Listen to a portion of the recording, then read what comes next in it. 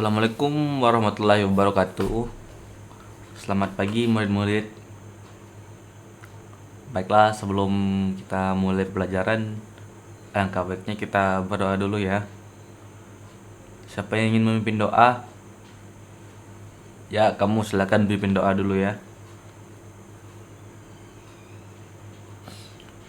Ya, sebelum masuk ke materi, Bapak ingin absen dulu ya. Ada Wendy. Ya. Ada Ilham. Oke. Kurniawan. Ulfah. Torik. Samsul. Oke, masuk semua ya hari ini ya. Baiklah, sebelum masuk ke materi, Bapak ingin bertanya dulu. Kalian tahu nggak apa itu fungsi manusia diciptakan di muka bumi ini? Ya, kamu silakan di belakang. Ya, benar. Dan ada yang tahu juga apa itu tujuan penciptaan manusia di muka bumi, murid-murid? Ya, kamu silakan Kurniawan. Baik, terima kasih Kurniawan. Dan materi kita hari ini ialah penyebutan nama manusia di dalam Al-Quran, peran dan fungsi, serta tujuan diciptakannya manusia di muka bumi. Ya, di sini ada peta konsep yang murid-murid. Materi kita itu dibagi menjadi 3 bab, yaitu yang pertama itu ada penyebutan nama manusia, yang kedua ada peran dan fungsi diciptakannya manusia, dan yang ketiga itu ada tujuan penciptaannya manusia. Oke. Penyebutan nama manusia itu dibagi menjadi 5 lagi, yaitu ada Al-Bashar, ada Al-Insan, ada Ab, dan Khalifah. Dan peran dan fungsi diciptakannya manusia itu dibagi menjadi 2, yaitu ada sebagai hamba Allah dan sebagai khalifah di muka bumi. Dan tujuan penciptaan manusia itu dibagi menjadi 5 ini. 5. Ada al-ibadah, al-khalifah, ya ada 3 ya, dan al-amanah. Dan di sini Bapak akan jelaskan satu-satu ya. Yang pertama itu penyebutan nama manusia. Itu dibagi menjadi 5. Yang pertama itu ada al-bashar ya. Al-bashar itu manusia disebut dengan al-bashar itu karena manusia itu bergerak, dilihat dan berkembang, tumbuh dan berperilaku, serta membutuhkan asupan makanan untuk hidup. Dan di dalam Al-Quran itu disebutkan 36 kali ya murid-murid di dalam Al-Quran itu kata al-bashar.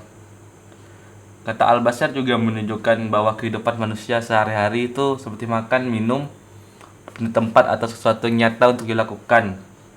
Makna tersebut menunjukkan dimensi material. Jadi al-bashar ini adalah manusia itu dapat dilihat berkembang dan bertumbuh, yaitu sebagai hal yang dapat dilihat wujud nyatanya, seperti itu ya murid-murid ya. Baiklah, yang kedua ini ada al-insan ya. Al-insan itu manusia, sebagai disebut al-insan itu karena manusia diberikan tanggung jawab untuk menjadi pemimpin dalam mensejahterakan kehidupan di muka bumi yang murid-murid ya.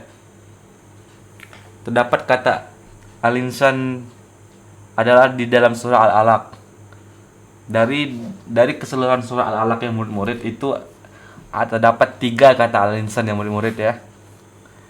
Dalam surah tersebut itu memiliki pengertian kalau manusia itu diciptakan dari segumpal darah, manusia yang mulia, memiliki ilmu, dan manusia yang melampaui batas karena sudah puas dari kepunyaannya.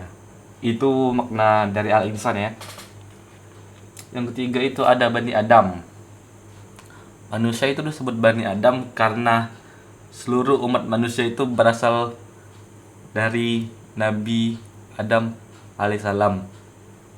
Jadi keturunan yang berada di muka bumi itu berasal dari hubungannya dengan Siti Hawa.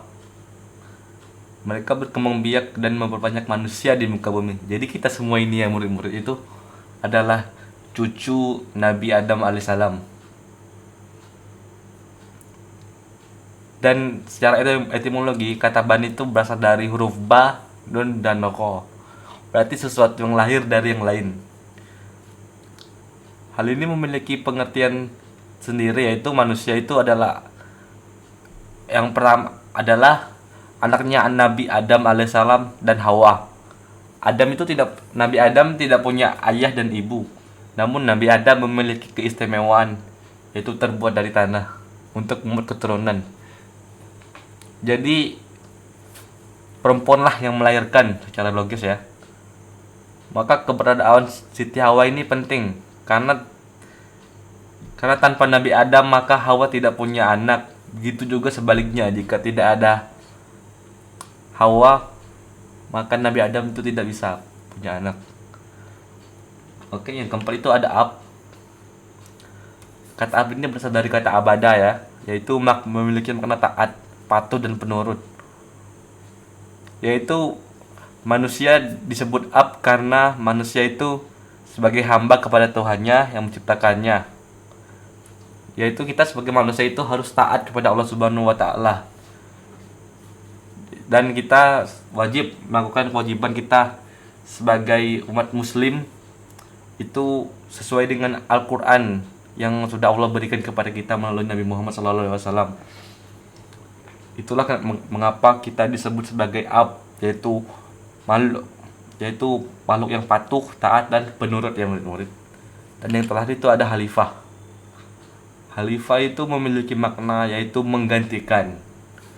Kata khalifah ini juga menjadi sifat ganti, yang artinya manusia sebagai khalifah adalah manusia yang diberikan tanggung jawab untuk menguasai permukaan bumi seperti negara, hukum, dan wilayah. Dan khalifah ini adalah manusia sebagai orang yang bertanggung jawab untuk menjaga bumi dan seisinya. Baiklah, ada yang ingin ditanyakan sebelum kita masuk ke bab kedua? Tidak ada. Baiklah, mari kita lanjutkan ya. Yang kedua ini ada peran dan fungsi diciptakannya manusia. Itu dibagi menjadi dua lagi, hamba Allah dan khalifah. Yang pertama itu sebagai hamba Allah yang murid-murid. Manusia sebagai hamba Allah itu berfungsi. Hamba Allah adalah orang yang taat dan patuh kepada perintah Allah. Hakikat kehambaan kepada Allah ini adalah ketaatan, kedudukan, dan kepatuhan manusia. Itu hanya layak diberikan kepada Allah Subhanahu wa taala. Jadi kita ini sebagai manusia ini itu wajib untuk taat dan tunduk pada perintah Allah Subhanahu wa taala dan menjauhi segala larangan yang sudah Allah berikan, yang sudah Allah kasih tahu ke kita melalui Al-Qur'an yang murid ya. Dalam hubungan dengan Tuhan, manusia itu mendapatkan posisi sebagai ciptaan dan Tuhan itu sebagai pencipta.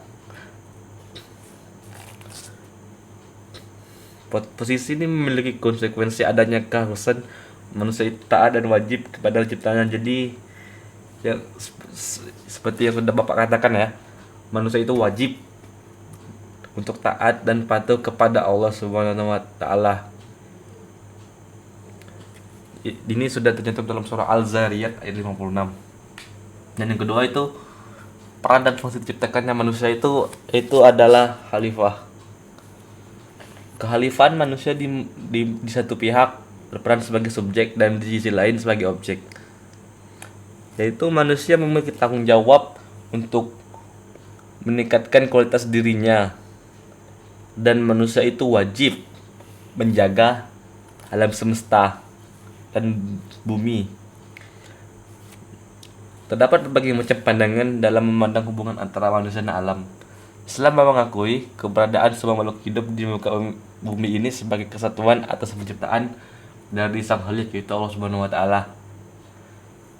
Sehingga jika terjadi kerusakan terhadap ciptaan Allah, yakini bumi dan seisinya, itu adalah kewajiban manusia untuk mengelola dan menjaga apa yang sudah Allah berikan kepada kita. Sehingga manusia itu tidak berhak untuk melakukan sewenang-wenangnya dalam memimpin dan mengelola alam, yaitu bumi dan seisinya ya murid-murid ya. Baiklah murid-murid, ada yang ingin ditanyakan terkait materi bab peran dan fungsi diciptakannya manusia? Tidak ada. Baiklah kita lanjut yang terakhir, yaitu adalah tujuan penciptaannya manusia. Itu dibagi menjadi 3, ada al-ibadah, al-khalifah, dan al-amanah. Baiklah, yang pertama itu ada al-ibadah. Di dalam surah Al-Baqarah ayat 21, Allah berfirman, "Hai manusia, sembahlah Tuhanmu yang telah menciptakanmu dan orang-orang yang sebelummu, agar kamu bertakwa." Dan di dalam surah Al-Baqarah ayat 21 ini adalah ajakan Allah untuk menghambakan diri kepada Allah Subhanahu wa taala. Ayat-ayat sebelumnya juga menggambarkan beberapa kelompok manusia, yaitu ada kelompok orang-orang kafir, itu orang yang menolak hidayah, dan kelompok orang-orang yang munafik yang masih dalam keadaan ragu-ragu. Lalu pada ayat di surah Al-Baqarah ayat 21 ini, manusia itu diajak untuk memeluk agama Allah, yaitu Islam, dan untuk menghambakan diri kepada Allah, Tuhan satu-satunya, tunduk serta mengikhlaskan diri kepada Tuhan, yaitu kepada Allah Subhanahu wa taala. Kemudian mereka diingatkan bahwa Allah lah Tuhan yang telah menciptakan, mengatur urusan dengan sunnahnya, serta menganugerahi mereka hidayah untuk jalan untuk bertakarub. Selanjutnya itu ada al-khilafah. Di dalam Quran surah ayat Al-Baqarah ayat 30, Allah berfirman, "Ingatlah ketika Tuhanmu berfirman kepada para malaikat, sesungguhnya aku hendak menjadikan seorang khalifah di muka bumi. Mereka berkata, mengapa engkau hendak menjadikan khalifah di muka bumi itu orang yang akan membuat kerusakan padanya dan menumpahkan darah? Padahal kami senantiasa bertasbih dengan memuji engkau dan mensucikan engkau." Tuhan berfirman, "Sesungguhnya aku mengetahui apa yang tidak kamu ketahui." Baik, dan di dalam ayat 30 dari surah Al-Baqarah ini adalah informasi bagi para malaikat bahwa Allah menciptakan khalifah, yaitu kita, cucu Nabi Adam, di muka bumi. Ayat ini juga mengungkapkan betapa banyaknya nikmat yang dianugerahkan kepada manusia yang beriman, di mana mereka berpaling serta menghindarkan diri dari kemaksiatan dan kekafiran, sekaligus mengajak manusia lainnya untuk menuju keimanan dan ketakwaan. Dan juga murid-murid al-khalifah ini sebenarnya di sini adalah manusia itu sebagai orang yang menjaga bumi dan seisinya, yang memimpin serta mengelola bumi itu sendiri. Baiklah, yang ketiga itu ada al-amanah. Di dalam surah Al-Ahzab ayat 72 itu Allah berfirman, "Sesungguhnya kami telah mengemukakan amanat kepada langit, bumi, dan gunung-gunung. Maka semuanya enggan untuk memikul amanat itu, dan mereka khawatir akan mengkhianatinya. Dan dipikulah amanat itu oleh manusia. Sesungguhnya manusia itu amat zalim dan amat bodoh." Dan ya, di dalam surah Al-Ahzab ayat 70 ini Allah menjelaskan bahwa siapa saja yang menaati Dia dan Rasulnya, maka kelak akan memperoleh balasan yang agung serta kemuliaan di hari akhir, ya murid-murid. Di dalam ayat ini juga terdapat 2 buah perintah Allah, yaitu berkata benar dan senantiasa berbuat baik. Amanah itu juga diartikan sebagai orang yang selalu berkata benar dan selalu berbuat kebajikan di muka bumi. Baiklah murid-murid, Bapak rasa materinya sudah Bapak sampaikan. Apabila ada yang ingin ditanyakan, silakan ditanyakan ya murid-murid. Ini ada, silakan lihat peta konsepnya ya murid-murid ya. Tidak ada yang ingin ditanyakan ya murid-murid. Baiklah, kalian buka halaman 72 LKS ya. dan kerjakan pilihan ganda 1 sampai 20. Kumpulkan minggu depan ya. Nanti kita koreksi sama-sama. Yalah, mungkin hanya itu saja yang dapat Bapak sampaikan.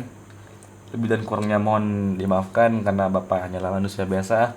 Dan yang sempurna itu hanyalah Allah Subhanahu wa taala yang murid-murid. Waalaikumsalam warahmatullahi wabarakatuh. Ya, selamat pagi murid-murid.